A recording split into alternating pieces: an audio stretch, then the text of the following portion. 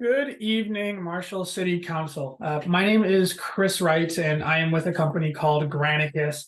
I just want to start off by saying thank you all so much for allowing me some time to speak with you this evening, as well as just shed some light on who we are at Granicus, why exactly I am here this evening, and really how Marshall can grow its process and strategy of resident engagement and government transparency.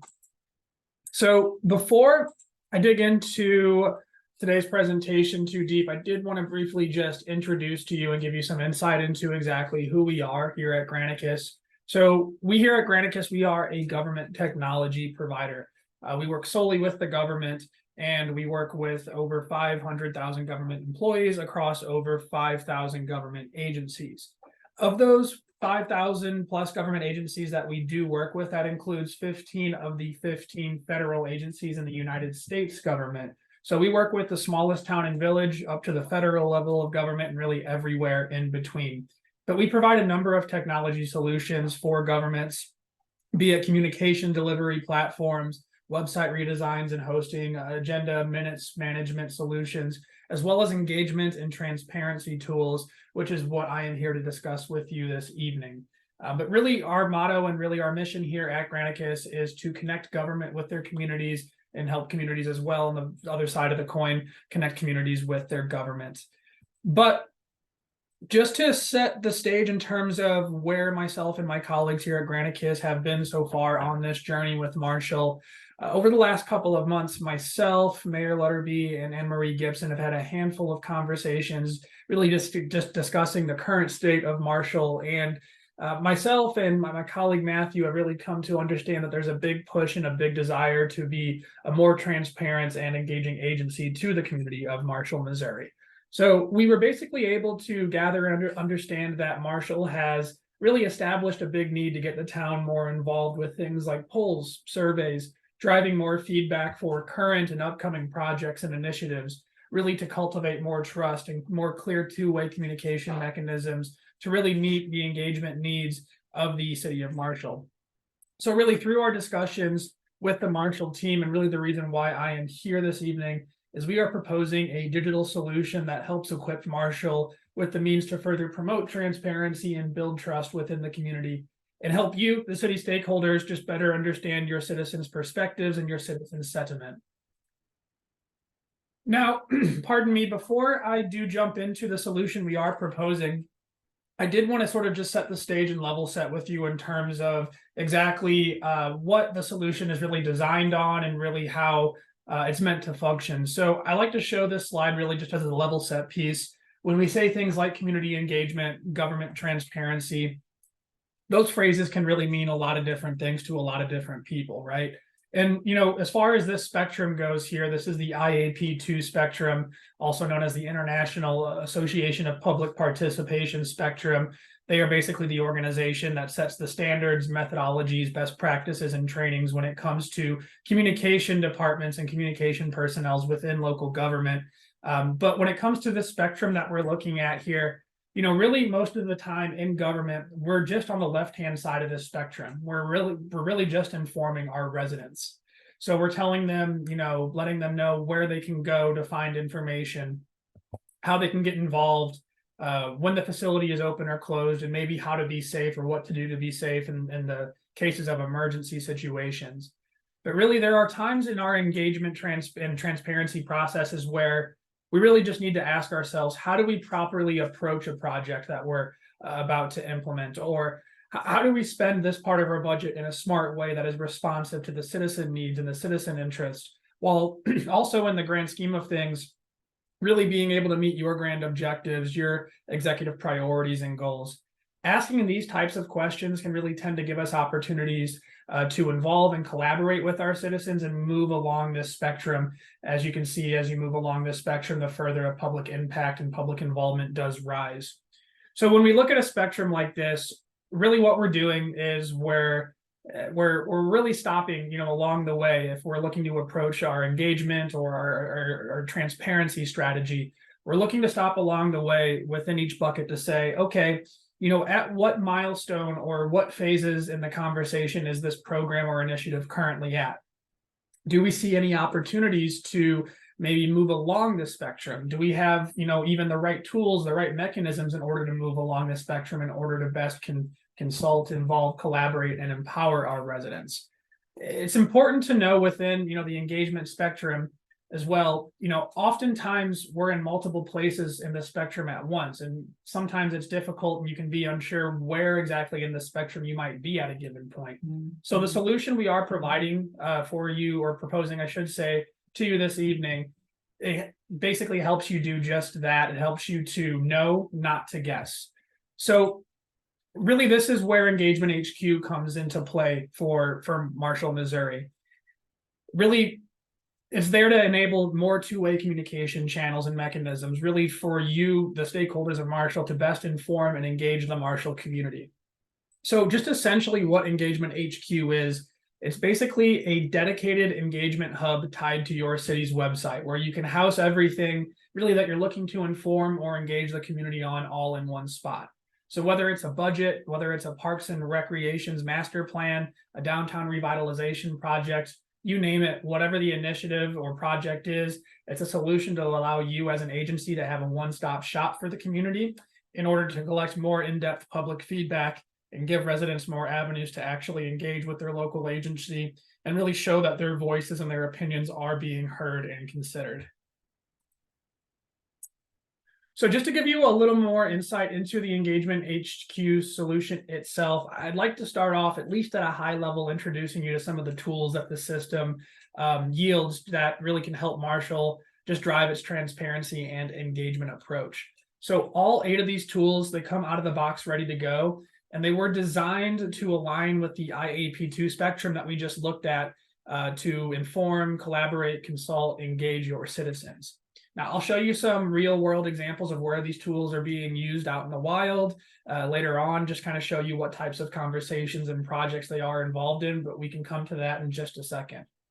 So just to really at a high level, again, break down these tools, on the left-hand side in the orange and in the red buckets here, we have our open and mixed environments. So these are more of our interactive, more of our qualitative approach tools to gather public input, with two-way discussion forums, brainstorming tools, as well as map-based feedback tools as well, where residents can actually drop a pin on a map and share any suggestions or concerns that they might be having in that specific area of the city. Now, on the right-hand side, this is going to be more of our traditional, more of our transactional approach to gathering public input, more of our quantitative approach, let's say. This is our controlled environment, and they include polls and surveys, which, while not as flashy necessarily, we can say, as our open and mixed environments with things like map-based tool feedback, these polls and surveys do still yield a lot of usefulness and just allows for more means for you to collect public input, maybe on a more quantitative approach. So I did mention something earlier that, phrases like government transparency, resident engagement, they can mean a lot of different things to different people and to different cities. Your idea of transparency here in Marshall, for example, is going to be different to, for instance, St. Louis or Kansas City or, Chicago, just naming out some examples. But really, it's important to understand that, transparency and engagement, it's not a destination that we actually arrive at. It's actually a process itself, is, the act of being transparent. So when it comes to the traditional model of engagement, what you see here along this 45-degree angle, straight line, diagonal line here, this is really how we just usually think about engagement in order to drive transparency in a traditional sense. So maybe in this scenario, if we were looking at this diagonal line here, let's say we are an agency, a local government agency, and we have a problem that boils up within the community. And now we have to do something about that problem. So what do? We then have this long period of feedback. And, maybe we're deploying along this long period of feedback. Maybe we're deploying some polls along the way, or maybe, we have an open house along the way to gather public input that way. So at the end of the day, once we collect that, traditional type of feedback here where we're having 1 or 2 touch points, then we have a big decision to make at the end of the day. And that decision, it comes with a lot of risk, because really there's not a lot of data and a lot of information really to back up that big decision. With the open house, for example, a lot of the times it is the same, 10, 12 people that might be showing up every time. And not to say that their opinion is not important. There are, those folks that show up and that are actually engaging with you within that public meeting, their opinion and their concerns are just as important as anyone else's. But really, it's just giving you a small sample size of the community, and really narrowing and limiting your perspective from the rest of the community members that you are unable to reach.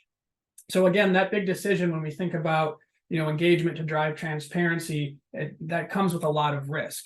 Now, in contrast, what a platform like EngagementHQ creates is really an actual ecosystem, an attitude of building engagement and building that transparent process. So through the different tools that we have available, this allows us to have lots of micro touch points along the way in order to gather public input, in order to drive transparency. So when it does come time to make those big decisions at the end of the day, we have more information and data behind them. There's less risk involved because we've involved more of the community by meeting them where they actually reside in their day-to-day, which is in a digital sense, online. And really quickly here, I just wanted to briefly cover the back end of the EngagementHQ system to kind of elaborate on exactly what the staff can be leveraging to best inform, engage, and analyze public sentiment and public input. So on the inform piece, you're going to have access to our built-in newsletter tool, as well as our web presence and social media connections to help actually drive traffic and engagement to the site itself. But people will also have the ability to subscribe to specific projects within that engagement hub. They can receive updates and notifications on the initiatives that they really want to keep a close eye on and the initiatives that mean the most to them, maybe. Moving down the line here with the engage piece, will obviously enable all the tools that we just reviewed a little bit ago, a couple of slides ago that we covered a couple minutes ago. But in addition to that, the solution will also come with 24/7 moderation, and it's done by humans as well. So this is really here to ensure that this conversation stays on track and it stays constructive, not destructive. So for example, if someone drops an F-bomb or something in one of the posts or something along those lines, the moderation is going to be able to pick up on that right away and flag it for you. So again, the conversation can be something that you can build upon, not be something that is, deconstructive. Lastly, we have the analyze piece here. And really a big reason why EngagementHQ is so powerful is it gives you the ability to disseminate all of this input and all of this data with advanced insights and reporting capabilities. So this can really give you some granular insight into what is working well, but also where are there areas of opportunities for improvement within your process. And the great thing about these reports and these analytics is you can actually identify trends that are working well for Marshall. So those strategies can actually be replicated as you move forward and build your engagement and your transparency approach as an agency. Now, I did want to give you some, takeaways in terms as well as far as some cities that have had, success with the EngagementHQ platform. So I wanted to share with you Parker, Colorado's use case with the solution. So they implemented EngagementHQ about 3 years ago. And basically the city was just having trouble more or less understanding their silent majority residents' perspectives. They had some people showing up to open houses to provide their input that way. They also did a few things on their websites with surveys, but really they recognized there was a large part of their community they really just were unable to reach. So with EngagementHQ, they were able to basically remediate that problem by creating their own digital town hall. Within the first 6 months, they saw close to 12,000 residents engage with the site. They had over 1,000 responses on growth and investment opportunities within the city. They saw over 450 map pin drops to share their own ideas or concerns about specific spots in the city. And they also, lastly, saw almost 70 big ideas generated by the community for the town's future initiatives. But also with that being said, right in Marshall's own backyard, there is a great use case I'd love to share with you and walk through you live here for just a moment. And that is with Columbia, Missouri. So Columbia, Missouri, they implemented the site, so their engagement hub about a year and a half, 2 years ago, if memory serves correct. But this is their engagement site. It's tied directly to their main website, so it's easily accessible. And here, this is just the homepage. We can see some, branding as far as, Columbia's style lines, as well as just a brief description in terms of what exactly this engagement hub is and how residents can get involved. Now, if we scroll down, we can see some featured projects that the city of Columbia is actually looking to promote to gather more engagement and public input on from their community. So, they have one for their ARPA funds, as well as one for the future of the city's recycling system. But a great project that's really very, very simple, but I think goes a long way, that I'd love to show you is the City Manager Q&A project. So when we click into this project here, we have a brief synopsis of exactly what this project is here for, what the city is looking for from its residents. And, in a nutshell, it's just very simply a city manager Q&A where residents can come to this project page and ask the city manager any questions or share any concerns that they might have about going on with the city. So again, I think this is, a very simple project, but definitely goes a long way to show that, for instance, Marshall would be interested in, collecting this type of feedback. Marshall is interested in showing, the residents of Marshall that their voices can be heard and, their voices do matter to the agency. But nonetheless, we can see over here on the right-hand side who exactly from the Columbia agency is listening and answering these questions. We can see as well that they're utilizing just one tool here within the EHQ tool spectrum, which is the questions tool. So if I were a resident in this case, I could simply just type in my question here, type in my email and information if I'm not already registered, hit submit. And then that question would be routed directly either to the PIO Sydney or to Carlon, the city manager himself. And from there, Columbia can choose actually whether or not they want to share the answer to this question publicly or privately, really whatever the situation calls for. So I won't read through all of these questions because there's quite a few here. But just to give you some insight into, just some of the questions folks are asking the agency over in Columbia and some of the answers that they are providing to their residents. You can see as well, there are social media links right up here too. So if a resident or the city itself wanted to actually share that question to social media, you have that ability right here just by clicking one of these icons. Now, another project I'd love just to briefly show for your reference to kind of highlight some more of the tools within the EngagementHQ tool spectrum is actually with Columbia's Sports Field House project, the phase 2 of the project, I should say. So this is basically their sports complex that Columbia is currently working on. And this sports complex is built for the community's use. So why not involve the community and get their feedback and their ideas in terms of how they want to use it, right? So again, we have a picture up here at the top, of the actual sports complex, a brief description in terms of what this project is and what the city is looking for from its residents, who exactly is listening from the agency, as well as listing any key dates, milestones that you might want to keep track of or drive attendance to for maybe an open house or something along those lines. In addition to that, you can attach any sort of media to this project as well. So any pictures, documentation that might be relevant to the project, even videos, really up to you as far as what you'd like to use on a project basis. But we can see here for this project, Columbia is actually utilizing two tools, the questions tool we looked at a moment ago, as well as the ideas tool. So here, basically, the city was looking for feedback on how to best utilize this sports complex space. So if we click in here to view all ideas, we can see there was 37 ideas generated for this project from the community. And a lot of folks actually chose roller derby as they want a roller derby track within the sports complex. Something maybe the city might not have thought of unless they consulted the community about, right?